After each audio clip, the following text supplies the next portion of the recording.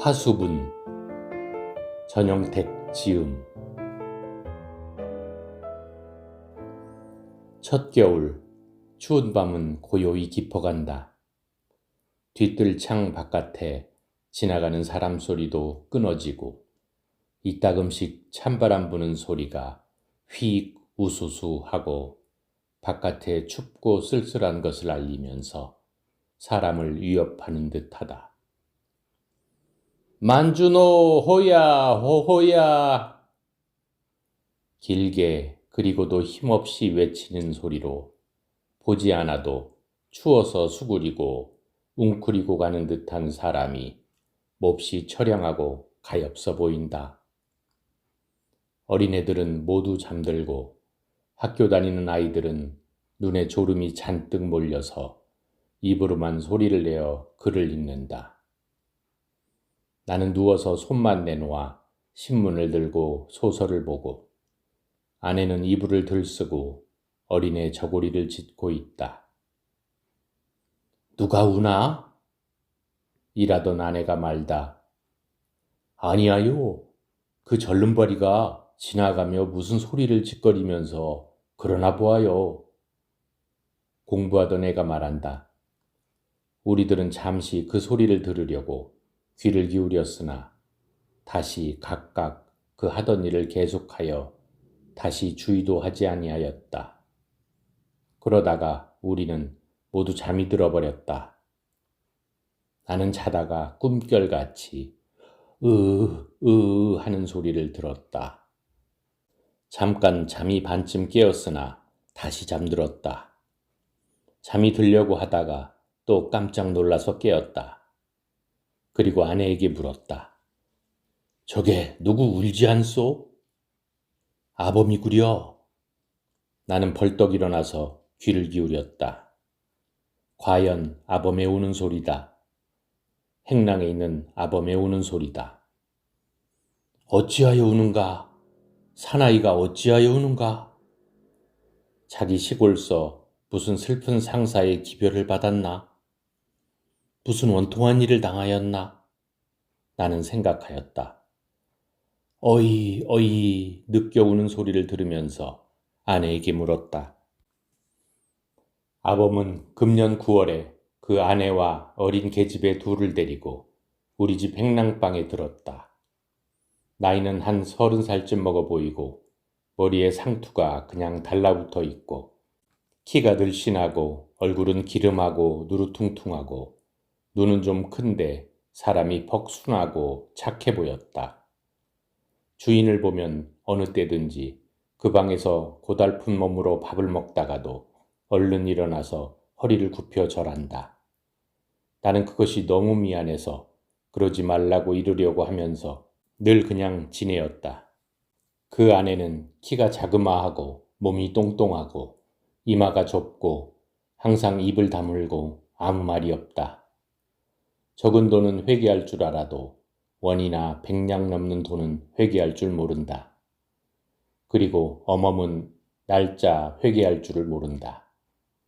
그러기에 저 낳은 아이들의 생일을 아범이 그 전날 내일이 생일이라고 일러주지 않으면 모른다고 한다. 그러나 결코 속일 줄을 모르고 무슨 일이든가 하라는 대로 하기는 하나 얼른 대답을 시원히 하지 않고 꾸물꾸물 오래 하는 것이 흠이다. 그래도 아침에는 일찍 일어나서 기름을 발라 머리를 곱게 빗고 빨간 댕기를 들여 쪽을 찌고 나온다. 그들에게는 지금 입고 있는 단벌 호옷과 조그만 냄비 하나밖에 아무것도 없다. 세간도 없고 물론 입을 옷도 없고 덮을 이부자리도 없고 밥 담아 먹을 그릇도 없고 밥 먹을 숟가락 한 개가 없다. 있는 것이라고는 보기 싫게 생긴 딸 둘과 작은 애를 업은 홑 누더기와 띠, 아범이 벌이하는 지게가 하나, 이것뿐이다. 밥은 우선 주인집에서 내어간 사발과 숟가락으로 먹고 물은 역시 주인집 어린애가 먹고 비운 가루 우유통을 갖다가 떠먹는다. 9살 먹은 큰 계집애는 몸이 좀 뚱뚱하고 얼굴은 컴컴한데 이마는 어미 닮아서 좁고 볼은 아비 닮아서 축 늘어졌다. 그리고 이르는 말은 하나도 듣는 법이 없다. 그 어미가 아무리 욕하고 때리고 하여도 볼만 부어서 까딱없다. 도리어 어미를 욕한다. 꼭 서서 어미 보고 눈을 부르대고 저 깍정이가 왜 야단야단이야 하고 욕을 한다. 먹을 것이 생기면 자식 먹이고 남편 대접하고 자기는 늘 굶는 어미가 헛입 노릇이라도 하는 것을 보게 되면 저 망할 계집년이 무얼 혼자만 처먹어 하고 욕을 한다. 다만 자기 어미나 아비의 말을 아니 들을 뿐 아니라 주인 마누라나 주인 나리가 무슨 말을 일러도 아니 듣는다. 먼데 있는 것을 가까이 오게 하려면 손수 붙들어 와야 하고 가까이 있는 것을 비키게 하려면 붙들어다 치워야 한다. 다음에 작은 계집애는 돌을 지나 3살을 먹은 것인데 눈이 커다랗고 입술이 비쭉 나오고 걸음은 겨우 빼뚤빼뚤 걷는다. 그러나 여태 말도 도무지 못하고 새벽부터 하루 종일 붙들어 매여 끌려가는 돼지 소리 같은 크고 흉한 소리를 내어 울어서 해를 보낸다. 울지 않은 때라고는 먹는 때와 자는 때뿐이다. 그러나 먹기는 썩 잘 먹는다. 먹을 것이라도 눈앞에 보이기만 하면 죄다 빼앗아다가 2다리 사이에 넣고 다리와 팔로 웅크리고 웅웅 소리를 내면서 혼자서 먹는다. 그렇게 심술 사나운 큰 계집애도 다 빼앗기고 조련해서 얻어먹지 못한다.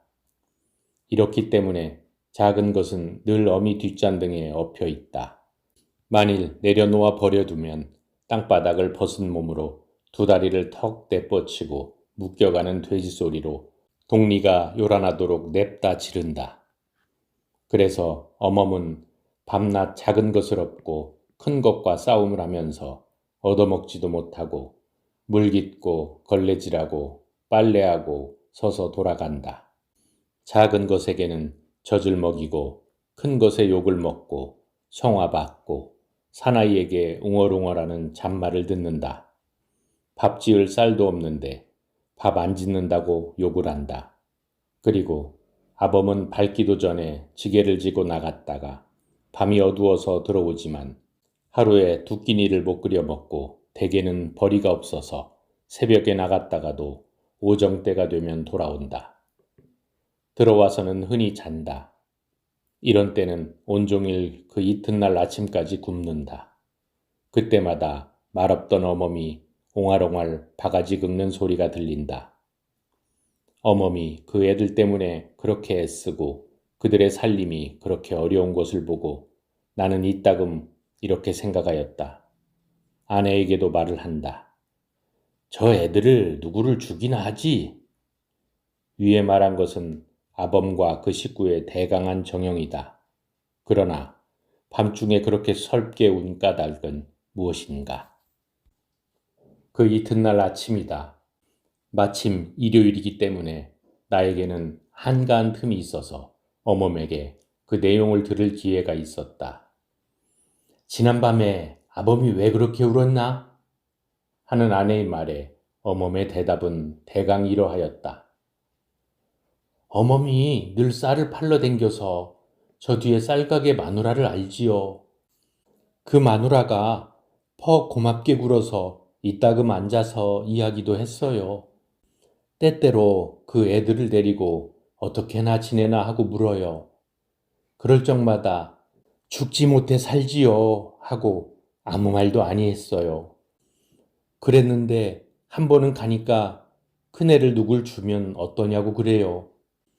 그래서 제가 데리고 있다가 먹이면 먹이고 죽이면 죽이고 하지 제 새끼를 어떻게 남을 줍니까? 그리고 워낙 못생기고 아무 철이 없어서 어미 애비나 기르다가 죽이더라도 남은 못 주어요. 남이 가져갈 게 못 됩니다.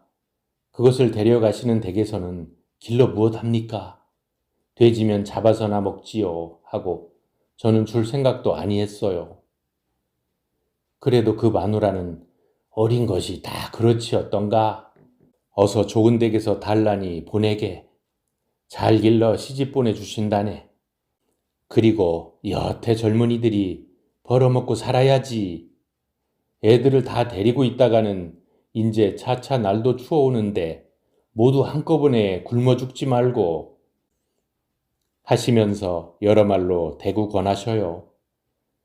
말을 들으니까 그랬으면 좋을 듯도 하기에 그럼 저희 아범 보고 말을 해보지요 했지요.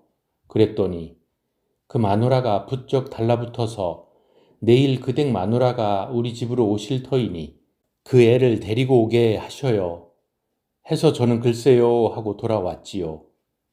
돌아와서 그날 밤에 그젯밤이 올시다. 그젯밤 아니라 어제 아침이 올시다. 요새 저는 정신이 하나 없어요. 그래 밤에는 들어와서 반찬 없다고 밥도 안 먹고 곤에서 쓰러져 자길래 그런 말을 못하고 어제 아침에야 그 이야기를 했지요. 그랬더니 내가 아나 임자 마음대로 하게 그려. 그러고 일어서 지게를 지고 나가버리겠지요. 그러고는 저 혼자서 온종일 요리조리 생각을 해보았지요. 아무려나 제 자식을 남을 주고 싶진 않지만 어떻게 합니까? 아시듯이 이제 새끼 또 하나 생깁니다 그려. 지금도 어려운데 어떻게 둘씩 셋씩 기릅니까? 그래서 차마 발길이 안 나가는 것을 오정 때가 되어서 데리고 갔지요. 짐승 같은 계집애는 아무런 것도 모르고 따라 나서요.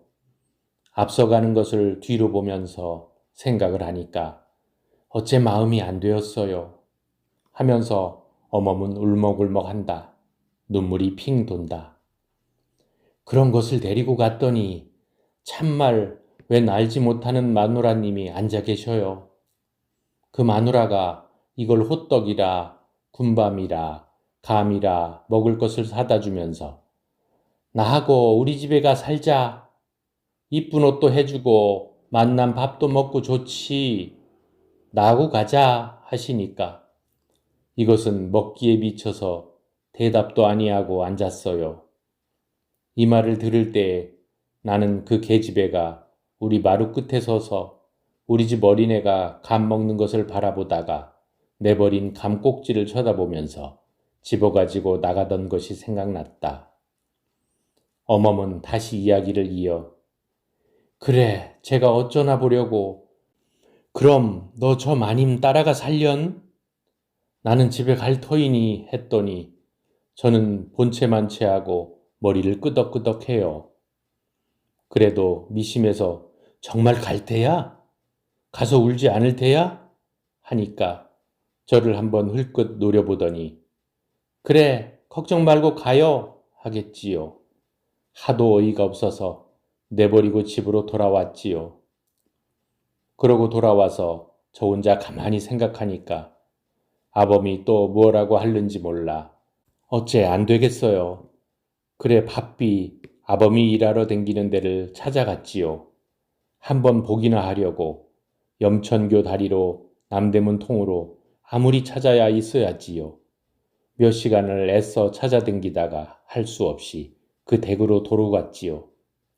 갔더니 계집애도 그 마누라도 벌써 떠나가 버렸겠지요.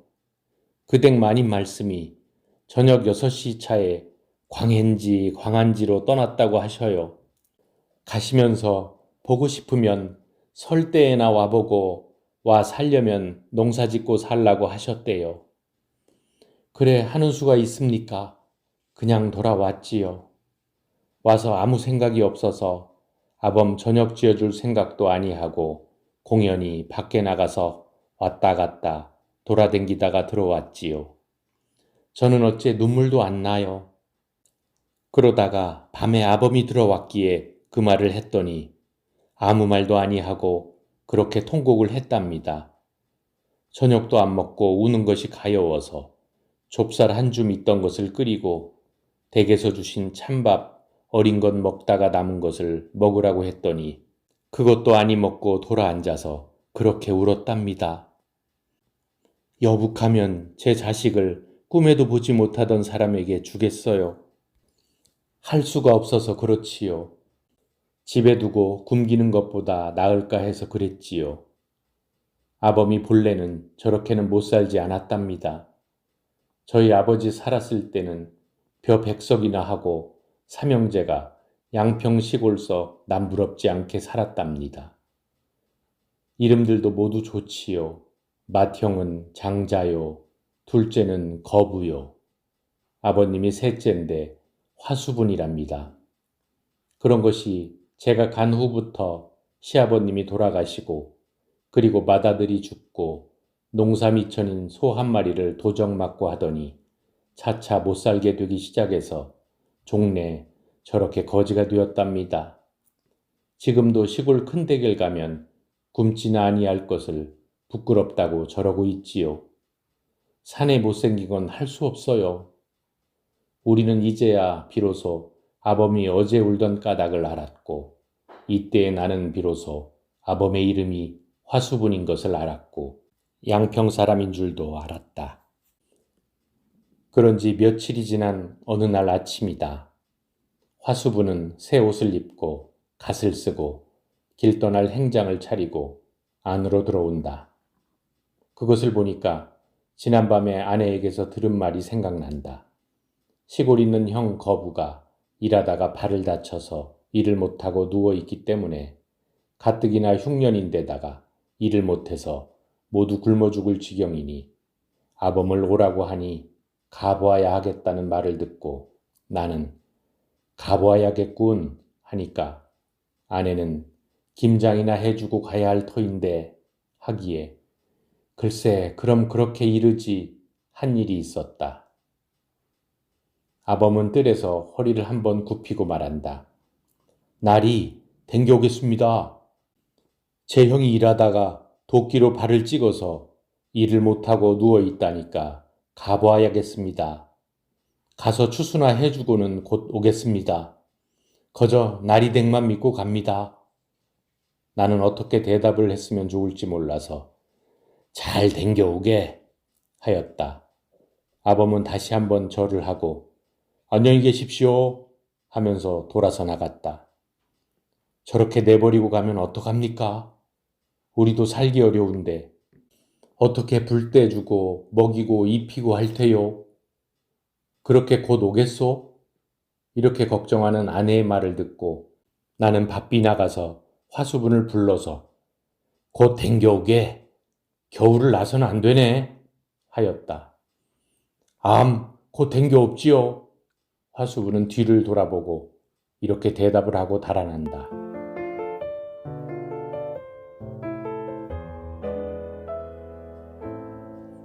화수분은 간지 일주일이 되고 열흘이 되고 보름이 지나도 아니 온다. 어멈은 아범이 추수해서 쌀말이나 가지고 돌아오기를 밤낮 기다려도 종래 오지 아니하였다. 김장 때가 다 지나고 입동이 지나고 정말 추운 겨울이 되었다.